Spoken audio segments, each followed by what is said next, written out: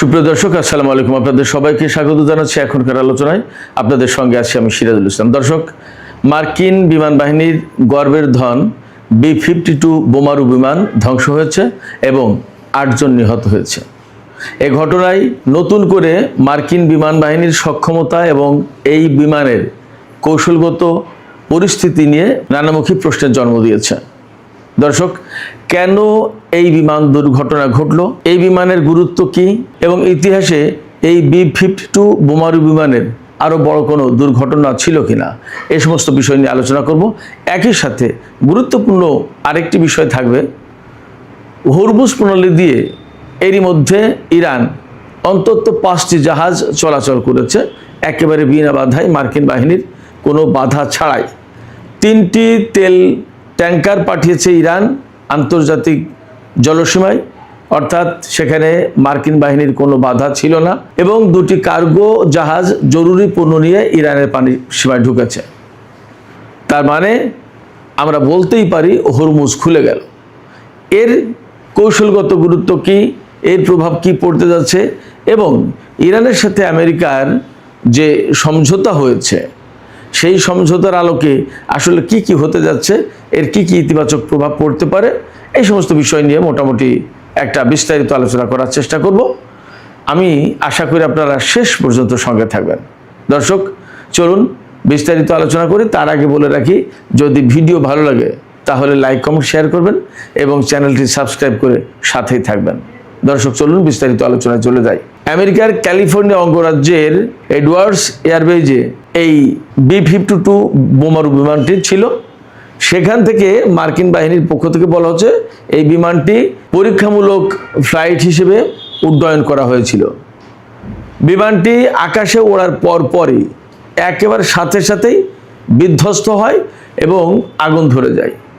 বিমানে ছিল 8 জন crew, pilot এবং অন্যান্য ক্রু মিলে মোট 8 জন। তার ভেতরে সামরিক বাহিনীর সদস্য ছিল, সরকারি ঠিকাদার ছিল এবং বোয়িংয়ের 2 জন কর্মী ছিল। এই 8 জনই মারা গেছে। মার্কিন বিমান বাহিনীর B-52 স্ট্র্যাটোফোর্ট্রেস এই বিমান, এটি অত্যন্ত কৌশলগত দিক দিয়ে গুরুত্বপূর্ণ কৌশলগত বিমান, খুবই সক্ষম বিমান। এই বিমান সাধারণত এই ধরনের ক্র্যাশ হয় না, বিধ্বস্ত হয় না, এবং এত মানুষ মারা যাওয়ার ঘটনা সাধারণত ঘটে না। এর আগে 2016 সালে গুয়াম বিমানবন্দরে এই বিমান একটা বিধ্বস্ত হয়েছিল, কিন্তু সেখানে 7 জন আরোহীর সবাই বেঁচে গিয়েছিল, কেউ মারা যায়নি। তবে 1982 সালে এই B-52 বিমান বিধ্বস্ত হয়েছিল এবং তাতে 9 জন মারা গিয়েছিল। এর আগে ওটা ছিল সবচেয়ে বড় বিধ্বস্তের ঘটনা। তবে সাম্প্রতিক সময়ে এই যে B-52 বিমান, এই বোমারু বিমান বিধ্বস্ত হওয়ার ঘটনা এবং 8 জন নিহত হওয়ার ঘটনা, এটা অনেক বড় ঘটনা।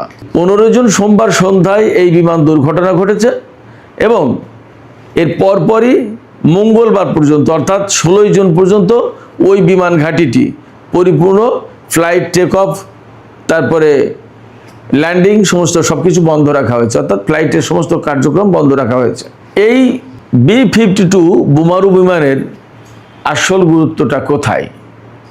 এর আসল গুরুত্বটা হচ্ছে, এটি মার্কিন বাহিনীর যে বোমারু বিমান আছে তার বলা যায় যে একেবারে মেরুদণ্ড, মূল শক্তি হচ্ছে এই B-52 বোমারু বিমান। এটা বিশাল বিমান, বিরাট লম্বা পাখা, 70,000 পাউন্ড অর্থাৎ 31,700 কেজি অস্ত্র বহন করতে পারে, বোমা বহন করতে পারে। এই বোমারু বিমান আপনার বহন করতে পারে, আবার প্রচলিত কনভেনশনাল যে ওয়েপন, প্রচলিত অস্ত্র, তাও বহন করতে পারে। অর্থাৎ পরমাণু বোমা, প্রচলিত সাধারণ বোমা, সব ধরনের বোমাই সে বহন করতে পারে এবং নিখুঁতভাবে এই সমস্ত বোমা ফেলতে পারে। সবচেয়ে বড় কথা যেটা, সেটা হচ্ছে যে একবার তেল ভরে, জ্বালানি ভরে 8,000 কিলোমিটার পথ একটানা উঠতে পারে। অর্থাৎ সম্ভবত আমেরিকা থেকে মধ্যপ্রাচ্য সম্ভবত একটানা চলে আসতে পারে। যদি নাও পারে তাহলেও সম্ভবত ইতালি, স্পেন এর ধারে কাছে কোথাও ল্যান্ড করে জ্বালানি নিয়ে আরেকবার চলে আসতে পারে। তো আমি একদম এই তথ্যটা পরিপূর্ণ দিতে পারলাম না, আমি হঠাৎ করেই মনে আসলো এই কথাটা। তো যাই হোক, আমি পরবর্তীতে কোনো আলোচনা যদি থাকে রিলেটেড, তাহলে আমি সেখানে পরিপূর্ণ তথ্যটা দেওয়ার চেষ্টা করব। তো 8000 কিলোমিটার পথ একটানা পাড়ি দিতে পারে। এর আরও বড় গুরুত্ব হচ্ছে যে 50,000 ফুট অর্থাৎ 15 কিলোমিটারের বেশি উপর দিয়ে এই বিমান উঠতে পারে। এটা অনেক বড় ব্যাপার। গতকাল যে বিমান দুর্ঘটনাটা ঘটেছে, তবে কেন এই বিমান দুর্ঘটনা ঘটলো এটা এখনো পরিষ্কার না, জানা যায়নি। এ ব্যাপারে তদন্ত চলছে। তবে বিমান দুর্ঘটনার পরপরই এর সমস্ত ফ্লাইট বন্ধ রাখা হয়েছে। এখানে একটা বিষয় খুব স্পষ্ট যে নিয়মিত পরীক্ষামূলক উড্ডয়ন করা হচ্ছিল। এই বিমান তৈরি করা হয়েছে 1950 সালের দিকে। এখন কেন নিয়মিত পরীক্ষামূলক উড্ডয়ন? কি পরীক্ষা নিরীক্ষার আছে? বাস্তবতা হচ্ছে মার্কিন সামরিক বাহিনী তাদের বিমান, তাদের জাহাজ, তাদের সমস্ত সব কিছু আপগ্রেড করে। এই বিমানের রেডার সিস্টেম মডার্নাইজেশন করা হচ্ছিল, রেডার সিস্টেম আধুনিকায়ন করা হচ্ছিল। তার মানে আমার ধারণা, এই যে ইরানের সাথে যে যুদ্ধ গেল আমেরিকার, সেই যুদ্ধে কিন্তু B-52, B-2 স্পিরিট বিমান, এই সমস্ত বোমারু বিমান ব্যবহার করা হয়েছে। সেই জায়গায় কোনো না কোনো ত্রুটি ধরা পড়েছে বা দুর্বলতা ধরা পড়েছে, যে দুর্বলতা কাটানোর জন্য হয়তো নতুন করে আপগ্রেড করা হচ্ছিল। এই আপগ্রেডেশন প্রয়োজন। মজার ব্যাপার হচ্ছে যে সেই আপগ্রেডেশনগুলো করতে গিয়ে, অর্থাৎ করার পরে সেগুলো ঠিকমতো কাজ করে কিনা, এটা পরীক্ষা করতে গিয়ে এই বিমানটা বিধ্বস্ত হয়ে গেল। তার মানে এখানে একদম খুব ক্লিয়ারলি বোঝা যায় যে আমেরিকার B-52 বোমারু বিমানের যে আপগ্রেডেশনের কাজ হচ্ছিল, যে মডার্নাইজেশনের কাজ হচ্ছিল, আধুনিকায়নের কাজ হচ্ছিল, এই আধুনিকায়নের কাজ আপাতত মার খেয়ে গেল। তার মানে যে প্রযুক্তি দিয়ে যেভাবে যা করা হচ্ছিল সেটা কার্যকর ছিল না, ভুল ছিল। অর্থাৎ এটা ব্যর্থ, এটা সাকসেসফুল না। যখনই সাকসেসফুল না, তখন কিন্তু এই B-52 বিমান ব্যবহার করাটা এখন আধুনিকায়ন করে ব্যবহার করাটা এখন কঠিন হয়ে গেল। সেক্ষেত্রে নতুন করে ভাবতে হবে, নতুন করে কাজ করতে হবে, আবার ঘষা মাজা করতে হবে, আবার আপগ্রেডেশনের কাজ করতে হবে, করার পরে আবার পরীক্ষা করতে হবে, তারপরে ব্যবহারের প্রশ্ন আসবে। তার মানে মার্কিন বিমান বাহিনীর জন্য এটা আপাতত একটা বড় ধাক্কা। এবং 8 জন নিহত হওয়ার ঘটনা, এটা কোনো সাধারণ ব্যাপার না। সেক্ষেত্রে এই বিমান যেহেতু বোয়িং কোম্পানির, তাহলে তারাও আপাতত একটা ধাক্কা খেলো, ধাক্কার মুখে পড়লো। আমি একটা তথ্য আপনাদেরকে জানিয়ে রাখি, সেটা হচ্ছে যে এই বিমান কাতারে, তুরস্কে, তারপরে ইসরায়েলে, সৌদি আরবের প্রিন্স সুলতান এয়ারবেজে, সম্ভবত সংযুক্ত আরব আমিরাতের আল জাফরা বিমানবন্দরে এবং কুয়েতের আলী আল সালেম এয়ারবেজে মোতায়েন করা ছিল। এবং ইরান যে ইসরায়েল এবং আমেরিকার বিরুদ্ধে যুদ্ধ করলো, সেই সময় সমস্ত বিমান ব্যবহার করা হয়েছে। ব্যবহার করতে গিয়ে সম্ভবত কোনো ত্রুটি বিচ্যুতি ধরা পড়েছে। ইরানের বিরুদ্ধে তো আমেরিকার যে ফ্লিট, যে বহর, এই B-52 বিমানের যে বহর, তার পুরো বিমান তো আর সবগুলো তো আর আনেনি ইরানের সাথে যুদ্ধে ব্যবহার করতে গিয়ে। যেগুলো এনেছে সেগুলো ব্যবহার করতে গিয়ে দেখা গেছে যে কিছু কিছু ত্রুটি বিচ্যুতি বা দুর্বলতা ধরা পড়ে থাকতে পারে। এই দুর্বলতাগুলো কাটানোর জন্য হয়তো এই যুদ্ধ পরবর্তী সময়ে আপগ্রেডেশনের কাজটা করা হচ্ছিল। অথবা এমনও হতে পারে যে আমেরিকার হাতে আরও বড় পরিকল্পনা আছে, আপাতত ইরানের সাথে চুক্তি করে ইরানকে এই পাশে স্থিতিশীল অবস্থায় রেখে, ঠান্ডা রেখে, ভেতরে তারা নতুন কোনো প্রস্তুতি নেওয়ার চেষ্টা করছে, যার কারণে এই বিমান আপগ্রেডেশনের প্রয়োজন হয়েছে। এই কাজ করতে গিয়ে তারা আপাতত আটকে গেল, এমনও হতে পারে। তো মধ্যপ্রাচ্যের বিভিন্ন দেশে এই বিমান মোতায়েন করা ছিল, এখনও আছে। সব তো শেষ হয়ে যায়নি, সব তো নিয়ে যায়নি। ইরানের সাথে আমেরিকার যে চুক্তি হয়েছে, তাতে ইরানের আশপাশে সমস্ত মার্কিন বাহিনী সরিয়ে নেওয়ার কথা। সেই চুক্তি যেহেতু এখনও সই হয়নি, শুক্রবারে সই হবে। শুক্রবার মানে 19 জুন 2026 তারিখে সুইজারল্যান্ডের জেনেভা শহরে সই হবে। আজকে আমরা এই ভিডিও করছি 16 জুন 2026। তো দেখা যাক তারপরে কখন কিভাবে মার্কিন বাহিনীকে সরিয়ে নেওয়া হয়। যাই হোক দর্শক, এখন আমি হরমুজ প্রণালী প্রসঙ্গে চলে আসি। হরমুজ প্রণালী দিয়ে ইরান 3টি তেল ট্যাঙ্কার পাঠিয়েছে আন্তর্জাতিক পানি সীমায়, এবং সম্ভবত সেটা সিঙ্গাপুরের দিকে অথবা চীনের দিকে যাচ্ছে। সিঙ্গাপুরের দিকে গেলেও সেই জাহাজ থেকে তেল সাধারণত চীনে নেওয়া হয়। এখন যেহেতু নিষেধাজ্ঞা উঠে যাচ্ছে, সেক্ষেত্রে এই জাহাজ সম্ভবত সরাসরি চীনের দিকে যাচ্ছে বলে মনে করা হচ্ছে। কোথায় যাচ্ছে ইরানের প্রেস টিভি খবরটি পরিষ্কার করেনি, বাট তারা বলেছে 3টি তেলের জাহাজ হরমুজ প্রণালী পাড়ি দিয়ে আন্তর্জাতিক জলসীমায় প্রবেশ করেছে। মার্কিন বাহিনী কোনো রকমের বাধা দেয়নি, কারণ ডোনাল্ড ট্রাম্প ঘোষণা করেছেন যে হরমুজ প্রণালী এলাকায় আমেরিকা যে নৌ অবরোধ শুরু করেছিল, যে ব্লকেট দিয়েছিল নেভি, সেটা তুলে নিয়েছে। তাহলে ধরে নেওয়া যাচ্ছে যে হরমুজ প্রণালী এখন আপাতত মুক্ত।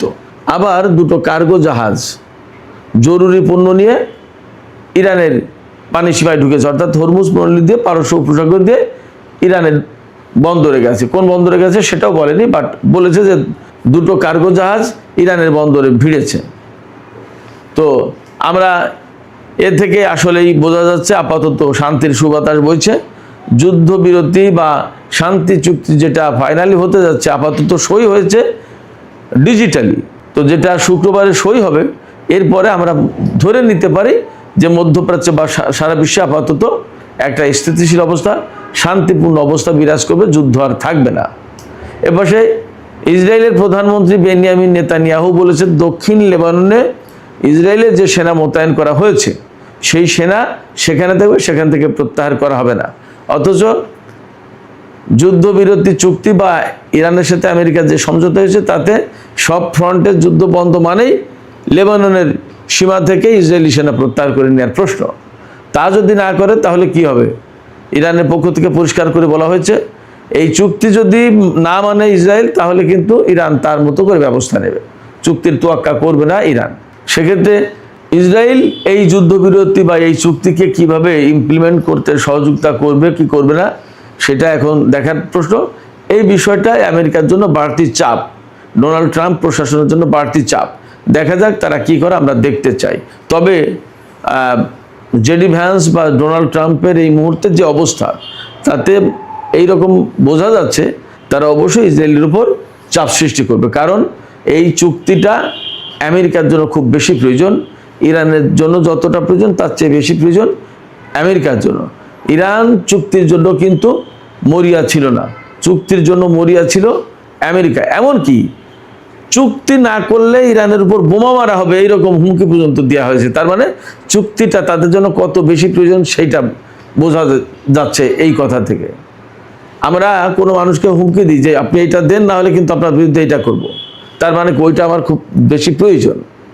আমেরিকার জন্য এই চুক্তি খুব বেশি প্রয়োজন ছিল, এই জন্যই তারা ইরানের বিরুদ্ধে হুমকি ধমকি দিচ্ছিল। কিন্তু ইরান তো কোনো হুমকি ধমকির কাছে মাথা নত করা জাতি না, সেক্ষেত্রে তারা মাথা নত করেনি। বাট আন্তর্জাতিক সমাজের দিকে তাকিয়ে বা নিজেদেরও প্রয়োজন আছে যে ঠিক আছে, যুদ্ধ করাটাই তো শেষ কথা না, যদি চুক্তি করে ইরানের অনেক বেশি স্বার্থ আদায় করা যায়, মন্দ কি, করলাম না হয় চুক্তি। এই চুক্তির ব্যাপারে তো আলোচনা হচ্ছিল, যুদ্ধের আগে তো আলোচনা হচ্ছিল। তো আমি আপনাদেরকে সর্বশেষ যে তথ্যটা জানিয়ে আজকের ভিডিও শেষ করব, সেটি হচ্ছে এই যে ডিজিটালি সই করেছেন ইরান এবং আমেরিকার পক্ষ থেকে, তাতে এই চুক্তিতে কে কে সই করেছেন? আমেরিকার পক্ষে সই করেছেন মার্কিন প্রেসিডেন্ট ডোনাল্ড ট্রাম্প এবং ভাইস প্রেসিডেন্ট জেডি ভ্যান্স, আর ইরানের পক্ষ থেকে সই করেছেন ইরানের জাতীয় সংসদের স্পিকার এবং আলোচক দলের প্রধান বাকের কলিবফ। তো সুপ্রিয় দর্শক, এখনকার আলোচনা শেষ করতে চাইছি এখানে। আলোচনা শেষের আগে আমি আপনাদের কাছে জানতে চাই, আপনাদের মতামত বুঝতে চাই, শুনতে চাই। এই যে চুক্তিটা হলো, ইসরায়েল কিন্তু এখনও অনেকটাই অনড় অবস্থানে। তারা কি আসলে এই চুক্তিটা বাস্তবায়ন হতে দেবে? কি মনে হয় আপনাদের? আর যদি ইসরায়েল এই চুক্তি বাস্তবায়ন হতে না দেয় বা তার পথে বাধা হয়ে দাঁড়ায়, তাহলে আমেরিকা কি ইসরায়েলকে বাধ্য করবে এই চুক্তি মানতে? যদি তাই না করে তাহলে এই চুক্তির ভবিষ্যৎ কি? আপনাদের মতামত কমেন্টে জানাতে পারেন। আর ভিডিও ভালো লাগলে আবারও বলি, লাইক কমেন্ট শেয়ার করবেন এবং চ্যানেলটি সাবস্ক্রাইব করে সাথেই থাকবেন প্লিজ। দর্শক, আপনাদের সবাইকে অনেক অনেক ধন্যবাদ। আল্লাহ হাফেজ।